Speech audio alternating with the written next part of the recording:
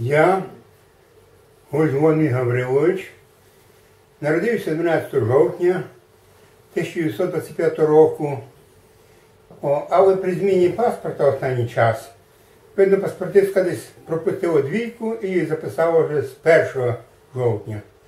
Так і всякі документи вже тепер пишу. В школу я пішов у майже 9 років. Нічого дивного тому немає, бо школа була за 2 кілометри від нас. У Погорільцях я жив на Черешнівці, а в Погорільцях у домі священника була школа. Вчила нас Віра Занозовська, жінка священника. Ну, а тоді були зими великі, йти зимою в школу і 9-річному було дуже тяжко. В 1935 році вмер маршал польський Юзеф Пілсудський. І нам всім приказали носити жалобу, тобто чорний поясок на лівій руці. В кого не мало матерії, вчителька давала, і в тому числі мені. На перерві я не знаю, чого зняв той пасочок, бо ми бігали по дворі, там, хапали один другого, грали в кецам і думав, що можуть там зірвати чи що. Положив під парту, а прийшов на урок, вже не було пасочка. Вчителька питає: "Гузь, де жалоба?" Я злякався, кажу: "Прошу пані, хтось скрадав, хтось вкрав. Ах ти большевик уєден." Тоді я знав, що я не знав, що такі большевики, але щось таке є страшне, якби якісь розбійники, все. Оце було перше моє знайомство з словом большевик. Потім другий клас, значить, теж в Погорільцях вчився, а вже 3-4 на Черешнівці один дядько й дав свою хату під школу. Так. При Радянському Союзі я кінчив 5 клас, бо тоді радянське там керівництво, чи я сказав, що польська школа на ступень нижча від радянської. І через те з 5 класу переводив в 4, з 1 у підготовчий. За німців вчився я в 6 і в 7 класі. 7 клас вже перевели, так би, в гімназію називалося, імені Симона Петлюри. Десь в другій половині року навчального доходить вчитель клас, звертають нас вже тоді до гімназистів на "ви". "Гусь, ви з якого року?" Як з 25-го. Школа більше не гарантує від вивозу в Німеччину. Так у пані вчителю: "Дозвольте вийти, виходьте." Я за книжки і пішов. І так вже та школа і розлетілася, десь дівчат забирали там ресторани, посудомийками, там, так далі. Потім мали вивозити в Німеччину. Спочатку там по сім'ях, в кого скільки сім'ї, скільки землі, а потім вже по роках. І грозили: хто не поїде, спалять хазяйство, все. Я зібрався їхати. Зробили останній прощальний вечір. І поїхав я в Дубно. Але мій брат, старший Тимофій, на той час робив бухгалтером там в сільпо. Він договорився з якимсь там майстром, де був цех по виготовленні клепок до бочок. І мене прийняли туди. І справку занесли в Гебельський комісаріат, я остався. А потім на жнива відпускали додому. І я пішов додому і вже більш не вернувся на той цех. Зо мною вчився якщо я був у 5 класі, хлопець з Івання, Лебідь Василь. Він був 25 року, так як я, тільки він на рік вперед йшов. В 6 класі, я в 5. Ось приходить він до мене і каже, значить, зараз організовується боротьба за незалежність України.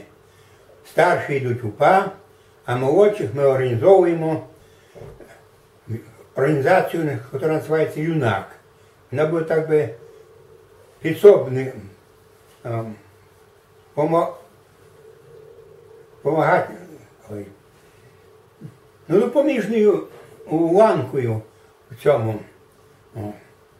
Ваше завдання буде збирати молоді зброю, почуєте де,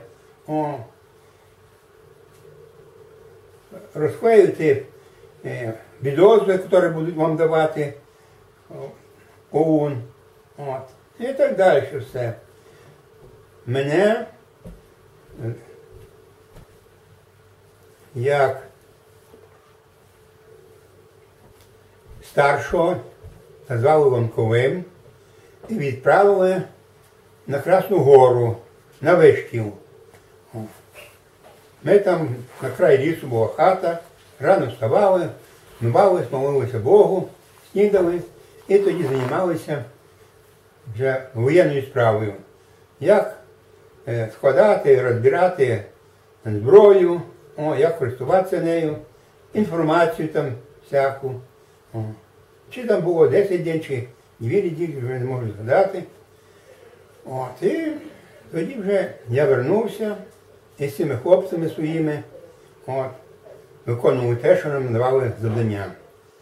Завдання було таке, наприклад, щоб люди не здавали хліба німцям, а приховували його, викопували ями, десь там, може, 2,5 метри глибиною, чи як, застеляли соломою дно, боки, обстеляли соломою, засипали зерно і зверху знову накладали соломи і накидали землею. Могли там заскородити там, чи як, що і незамітно було. І ці відозви, щоб то люди там ховали зерно, нам давали, значить, зірець, а ми мали переписати там в 5 екземплярах, в 10 екземплярах. І вночі по селі, де примітне місце, там де стовп, там черешня, там щось таке розклеювати. Ну, звичайно, якби німці не трапили, то розстріляли без всякого розмови, всього. Це була теж небезпечна робота. Зброї так, ніде ми не знайшли, там, я тільки одну гранату ручну знайшов там в лісі під кущем, той покинув, віддав братові. Брат пішов у УПА, Тимофій, була сестра Марія, ту назначили станичною, тобто керівником для дівчат по нашому селі. Завдання було таке, що дівчата мають збирати пожертви від людей сільських, сало, м'ясо, значить, робити ковбаси, заливати їх смальцем, щоб не псувалися, полотно, різати на полоски, утюжити, це так би для вроді бінтів, розбирати на клаптики, це було вата, ну і таке далі. Люди давали, не шкодували, бо це знали своїм дітям, своїм синам, дочкам.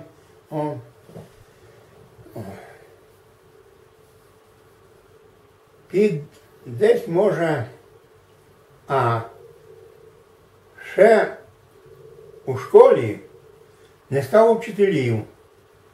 Вчителька, сама полька, ну, з чоловіком виїхала в Польщу, коли наближався фронт,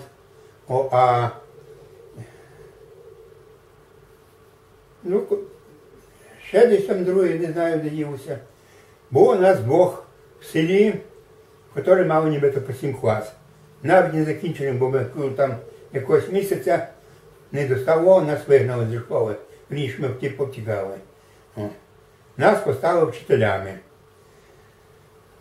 І тут, значить, приказ всім молодим, значить, на таке-то число прийти до школи з парою змінного білья, значить, кружка, ложка там, все, бо наближається фронт, треба організувати наших хлопців, щоб не попали світом в армію.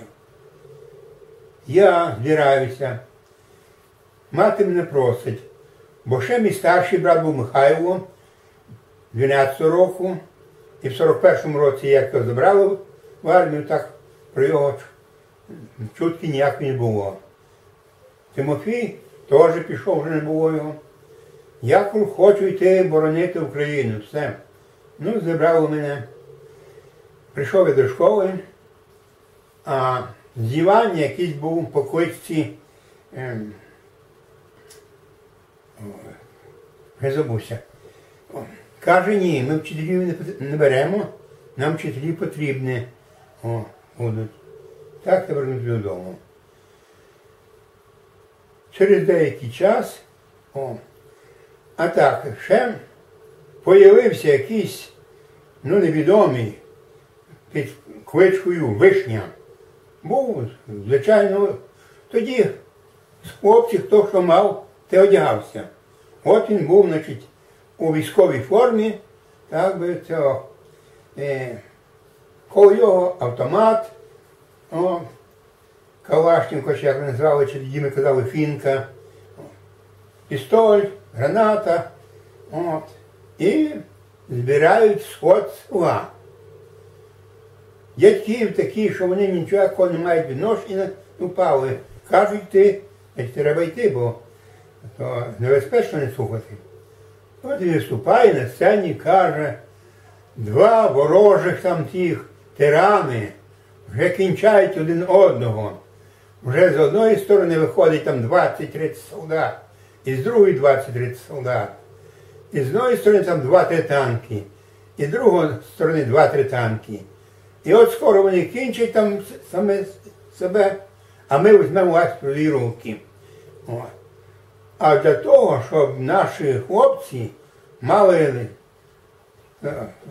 провіант, здавайте, не жалійте там, хто що має, і там сухарі печіть, м'ясо, сало і так далі. Ми слухаємо і не можемо зрозуміти, ми ж не знали, що там не 20-30, там 400 тисяч, 600 тисяч, така армія.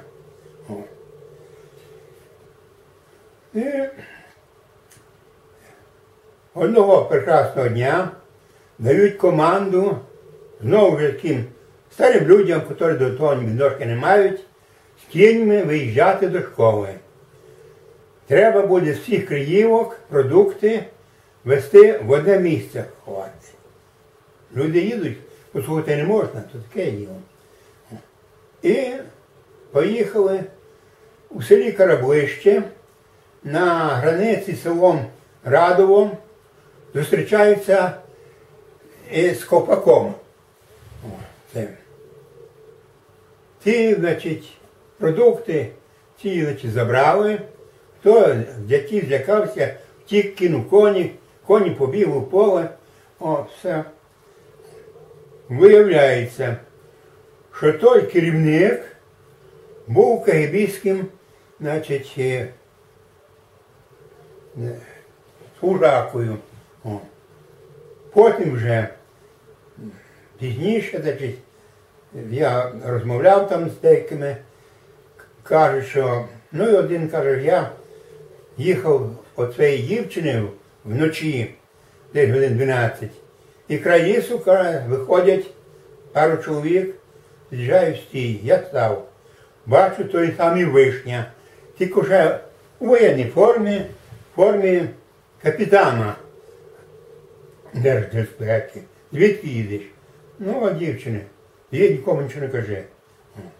Другий мій товариш, ми разом з ним вчилися в гімназії, ну, попав вже в армію і каже теж, в Довбунові, построїли їх всіх, і йде той самий Вишня, і з ними НКВДисти, і на кого він пальцем показав, і зразу в сторону.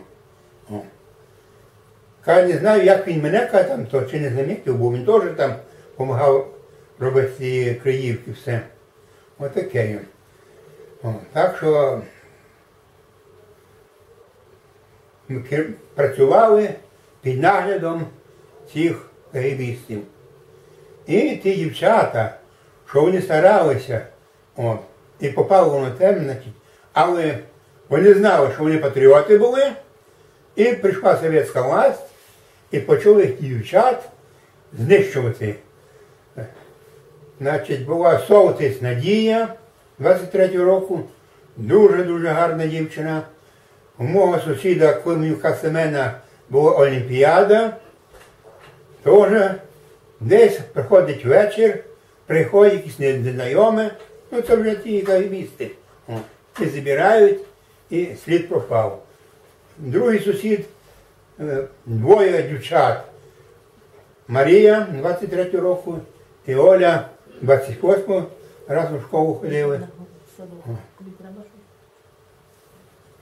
І теж того. І ще одна Чернюк Нявніла. А хлопців, кого в армію забрали, сказали, ми знаємо, хто ви такі є. Чи вас в тюрму забрати, чи в армію. Щоб ви викупили свою кров'ю, свою провину. Отаке є. Ну, прийшов об'ява вже при того, десь в лютому місяці. Червона армія вже прийшла сюди в нас, на Черешнівській була. Об'ява, хто має освіту 5 клас, значить 6 числа явитися до сільської ради, а хто має освіту меншу, 7-го. Хоч я мав, значить, то ті, що мають там 5 клас і більше, ну на командирний состав, значить, то мали зібрати вчити. Я не хотів бути ніяким там командиром, маленьким, звичайно, піднімати людей в атаку, це відповідальність якась. Я пішов 7 числа. Привезли спочатку на Сварковичі село, медицинська комісія. На що жаліється? Ні на що, пішов. На що жаліється? Нічого, пішов. І так далі. А вже потім привезли нас в Новочеркаськ, у 35-й запасний стрілковий полк. Там вже була, значить, ця комісія, вже пробирали, важили, міряли і так далі. Прослужив я там десь неповні 2 місяці в піхоті і переводять знову там часть нас, високих хлопців, в кавалерію. Місто Ставрополь, це на цьому,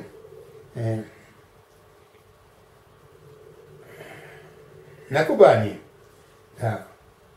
Дуже гарна місцевість, повітря таке повне запаху тих трав, всяких, все.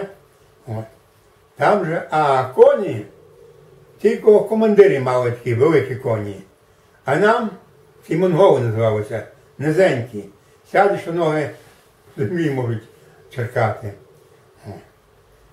І, значить, там же утримання було страшне. Ми ще як їхали дорогою, в вагонах. Вагон там відкрили, хлопці співають, а ці вже східні мешканці кажуть, почекайте, почекайте, як ви спорожнете свої торби, то ви не будете співати. Так і сталося.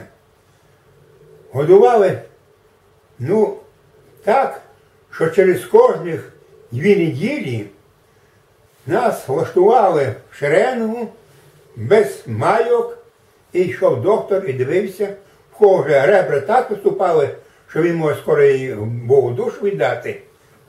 Тих відправляли в санчасть на поправку, а ті далі були. Ну, не хочеться все розказати, яка там їжа була, все. Ну, коням возили макуху сонячну. От. Разом з лушпиням вона пугалася все. От. То ми часом там, де везуть курою, схватимо, плитку поб'ємо, і там вже їмо. Було два сержанти, молодші сержанти. Ну, ми вже казали просто товариш сержант.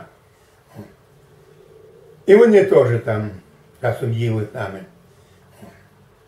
Одного разу під час там перерви був такий у нас бак-семен. І два ті сержанти, молодші сержанти, один худенький, а другий такий опецькуватий. От він до того Семена: Семен, а давай поборемося. Семен: а як? Ну а як? Давайте на пайку хліба. Давай, Семен, давай. Тільки схватився, сержант вже лежить. А тих Семенів треба 1,5 було на того. Ой, я не знаю, як. Ну давай ще раз, я как-то не так узявся. Другий раз вже положив. Ну, давай ще й третій раз. І третій раз довго там не подивився, раз, два, і Семен положив. Все. Отаке. Ввечері нас ведуть в кінотеатр, а ти голодний, хочеш спати, не хочеш вже навіть вечеряти, хоч і так, значить. Ох, ви такі, значить, дикарі, там жили, значить, в лісі, там нічого не бачили. Нас посилали на полкове підсобне господарство, там кукурудзу сапати того картоплі. І тут нас посилають у колгосп допомагати збирати урожай на жнива. Добре було там, нам, значить, там добре, значить, і наша пайка, і колгоспна пайка, і привар був, все. Побули десь, може, днів 10 чи що, викликають нас знов, часть, приходимо, посилають в склад, там дають нові мішки, бо в старих мішках там ті заводяться щурі, їдять сухарі, ми перекладаємо. І тут перекличка, гусь, там той, на построєння. Ну, мабуть, вже на фронт. Як на фронт, то спереду стоїть оркестр, марш і на вокзал. А тут підходять хлопці з красними околушками, з винтовками. І марш. Пішли. І недалеко від нас там табір, як то кажуть, лагер по-російськи. Привели нас туди і кажуть, а була така організація «Смерть шпіонам». І на основі тієї організації, значить, була, значить, госповірка, государственна перевірка людей. Могли того взяти, що був в Німеччині, допитувати, чого ти поїхав в Німеччину, а чого ти не втік, або ти добровільно поїхав. Могли того взяти, що просто був на окупованій території, хоч він не винний. А чого ти остався, чого ти пішов? І так далі. Просто на когось подивилися, здав сильним підозрюваним, і того мов взяти. От нас завели туди і кажуть: ми вас привезли для провірки, чи ви не зробили ніякого злочину проти радянської влади. Не зробили злочину, ми вас відпустимо. Зробили злочин. Скільки ви посидите, поки ми там дознаємося, чи рік, чи 1,5, це буде зараховано, і скільки вам присудять, тільки будете сидіти. І робили ми на шахті, ну, звичайно, під конвоєм, собаками, в лагері вишки, як в тюрмі те саме. Робота в тих анкедистів була така, що вночі вони переважно робили, не вдень. От ти спиш, приходить посильний гусь до уповноваженого. Ідеш, сідаєш в коридорі, бо там ще є на допиті. Ти сидиш, чекаєш, і тебе починає трусити. Що він тобі буде казати, як буде допитувати. От, ну заходиш там, хоч він знає, хто ти, ім'я, фамілія, отчество, год рождення, все. От. І починає там питати, що ти при німцю робив, те. Я в школі ходив, а потім на Чепутіну, бо забирали того. У нас є дані, що ти був поліцаєм. Як він те сказав, то мені вже на душі стало легше. Бо я поліцаєм не був і знаю, що у вас ніяких даних немає. Бо як у вас були дані, що мій брат упав, то й мене тут вже посадили. Я кажу, ні, не був я поліцаєм, ніхто мене не кликав силою, і я не міг туди. От. Я з батьком допомагав. Чим батько робив? Ну, кажу, в полі, горав, сіяв, все. У нас є дані, що твій отець був, значить, старостою. Ну, другий, значить, того підклав. Як у мій батько глухий, на обидва вуха, повністю. О. Колись молодий він був нормальний, а от потім ще втратив слух, то він не міг бути. Там радянська влада. Ви напишіть туди, ви ж знаєте, де адрес. Україна, значить, Рівненська область, там, Дубинський район, село Черешнівка, хай начальник КГБ, чи начальник НКВД, чи перший секретар, чи ну хто вам приїде, збере сход села, ой, подивиться мого батька і питає, чи бачив мене в міліцейській формі поліцейській. Хто може підтвердити, де я? Усе село. Конкретно. Я назвав йому кілька чоловік. Бандеровцы вас были? Ну я вдаю незнайку. Какие бандеровцы? Ну те, что с дерев'яними винтовками ходили. Я кажу, що вони мали? Діти гралися, він кулаком стіл, матюка. Та що, прийшов зі мною куклу грати? Я не знаю ніяких бандерівців. Наше село лежить над Сошею, і були німці, там їздили весь час, значить, рух автомобільний, все, і забігали так в село. І наші прийшли, теж там движення. Може там десь на півночі, о, таке було, там де ліса, нас я не знав. От мене 2 рази визвало, і на тому все. А було таке, що людину по 5-7 разів в одну ніч. Тільки одійшов і знову його кличуть. От, можете, що не так, на якусь зачепку вже починає. Ну, зібрали нас знову на площі, чоловік 40. І кажуть, ми вас провірили, ви ніякого злочину проти радянської влади не зробили, ми вас звільняємо. Але війна вже кінчається, на війну ми вас не посилаємо. Ми вас посилаємо на угольну промишленість, шахти, бо треба державі ж вугілля. Дали нам квартири, все. О, і ми вже працювали там в шахті. Пройшло трохи часу, прийшла мені телеграма з дому, що мене, мати моя дуже тяжко хвора, пневмонія, легень. Пішов до директора, що мене відпустив, він не відпускає. А в той час був такий закон, що з роботи ніхто не має права звільнитись чи покинути самостійну роботу. Це прирівнювалося до дезертирства. І судили тяжко, воєнний трибунал. Через пару днів знову друга телеграма приходить. І я ж не знаю, як там, наскільки там мати хвора, а мати безграмотна, це вже ті лікарі, що то в Дубні, було 2 грин свої, дали телеграму ту.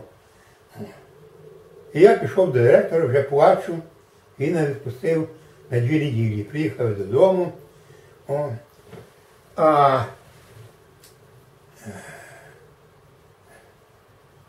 Ще в той час газу не було. Був, значить, з Дубна. Ну, коротше, по селах були закріплені, так називаємо, уповноважені. По збору зерна, по збору грошей. І начальник почти Пономарьов. Значить, був по Черешнівці, Ну, батько йому дрова завозив в Дубно, та він був так би добрих відношеннях. І каже мені, що ти не йди вже, не вертайся. Є такий закон від Верховної Ради, там підписаний Калініним Іваном, що на науку можна йти, бо треба радянській владі нових вчених, бо багато загинуло на війні. Я пішов в 8-му залізнодорожну школу. А вона таку назву мала, залізнодорожна. А не випускали ні машиністи, ні кондуктори, нікого там. Прийшла мені телеграма. Ось приїжджаємо, будемо судити. Ну і знову ж він той каже, не їдь, нічого не буде. Визиває мене прокурор, починає допитувати, чого. Я кажу, батько мій глухий, мати хвора, хронічного гастриту в неї, я йден. А ти в школу ходиш, то як ти допомагати будеш? Як після роботи, то після школи, я ж щось поможу. То, каже, повинен виробництво відпускати, а не сам по своїй волі. І мене забирали там на КПЗ, потім в тюрму Дубинську. І воєнний трибунал там в тюрмі, через пару днів викликав мене і розпитав, я розказав. 8 років мені дали з тюрми. Через пару днів знову прийшов, визивають цей адвокат. Каже, жаль, що твої батьки зразу там не звернули до мене. Може, нічого не було, або щось менше було. А так я там добився, що тільки 5 років. Везуть нас в лагер, і знову ж тут читають нам ті статті. І знову мені не 5, а 8 років це прочитали. Кажуть, там в лагері, всередині, бо ми ще стоїмо перед воротьми, є там всякі жулики, є там всякі злодії, всякі, можуть вас обікрасти, можуть вас обідати, ви гуртуйтесь докупи. Пішов я, не знаю, куди йти, там барак, зайшов в один барак, там сидять ті вже місцеві, грають карти. Побачили мені чоботи нове, стягнули ті чоботи. Що я міг сам зробити? Потім, значить, ми когось зібралися, чоловік 5 чи 6, в одній кімнаті там закрилися на гачок, домовилися, що хтось буде, заходити, будемо битися. Там в нього молоток був чи що. Поспалися.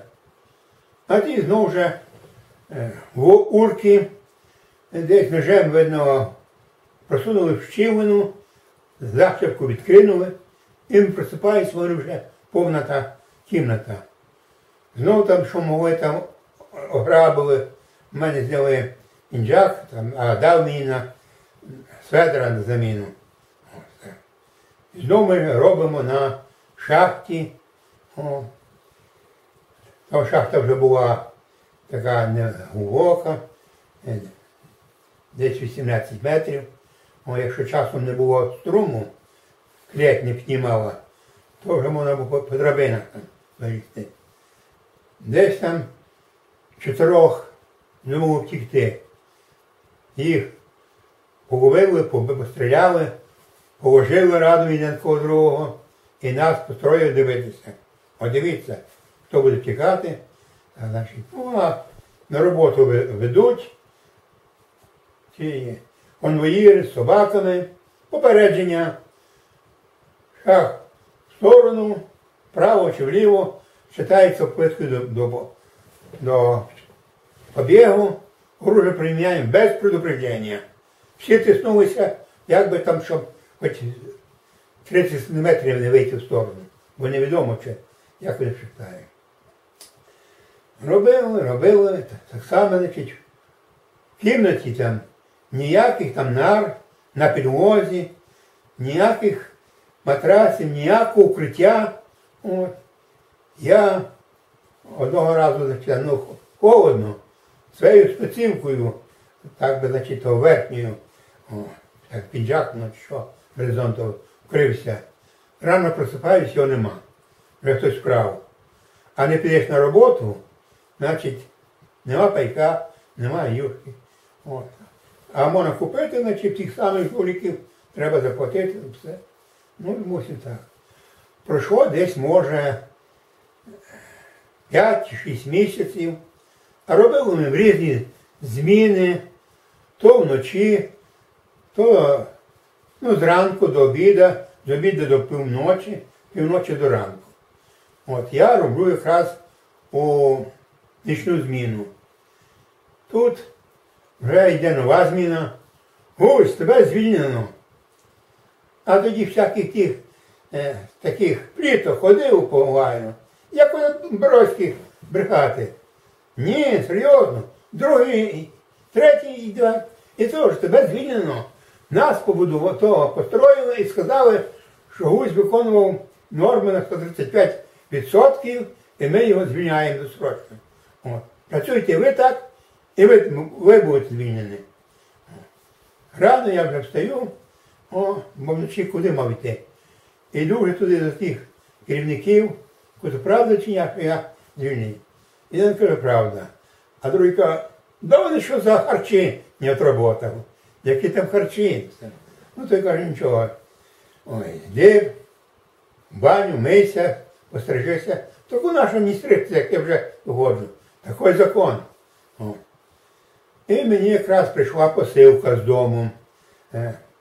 Харчі там, крупи, макарони, нова там така спецовка та легенька. І 500 карбованців. А як був не звільнений, кому приходять гроші, то там при цій посилці, при вскритті присутня, значить, там з адміністрації хто-небудь. І, значить, ті гроші зараховують там на твій рахунок, і ти маєш право в тиждень там 50 карбованців скористатися. Тут же є магазинчик у лагері, хто хоче цукерки, хто хоче сигарет і так далі. Ну, вона вже подивилася. І провіряють, чи нема, чи зброї нікому не передали тому. Ну, подивилися, ну, гроші то вже забираєш, бо вже ти вільний. От. І я харчі вже віддав хлопцям. Тут, значить, хлопці, покажи ту записку, як ви. Ну, я несвідомий там, не знаю, показуй, що таке. Тут надривалася та з адміністрації жінка. Каже, давай сюди записку, бо хтось забере, вийде за тебе, а ти останешся далі. Забрала і коли буде випускати, тоді я тобі все віддам. І, значить, все мені там на дорогу білет купили. І там побажало мені всього доброго, вивело мене на станцію і поїхали додому. Ну, ще було таке, як приїхав я в Дубну, іду із автовокзала в сторону 5-ї школи, так би. І тут батьки їдуть. І ще вчителька, ну, возом їдуть, бо ще свої коні були. Побачив мене. Ну, питаю, що там треба робити, чи вертатися, а вони везли черешні продавати. Тоді я хочу, що давайте їдьте вже, продасте. Мати зразу купила мені там молока, там було, я кажу, нащо так вже старається. А вона вже, жінки там так само разом стоять, троє. От син вернувся з тюрми. А збоку ходить мужчина. Підходить до мене, пішли зі мною. І там на станції теж є відділ міліції. Туди. А жінки кажуть, до матері, вашого сина, кажуть, повезли. Ну, вона за мною туди. Ну, я прийшов, значить, документи є. Взяв документи, ті положив, і щось там далі собі там пише, чи що, а я сиджу. Мати прийшла, чого ви того забрали? Тож його звільнили, все. Як вони зробуть, і зараз того розберуться. Я кажу, ну чого ви коли не розбираєтеся? Чого ви сидите? Я вам дав документи, все. Він починає питати мене.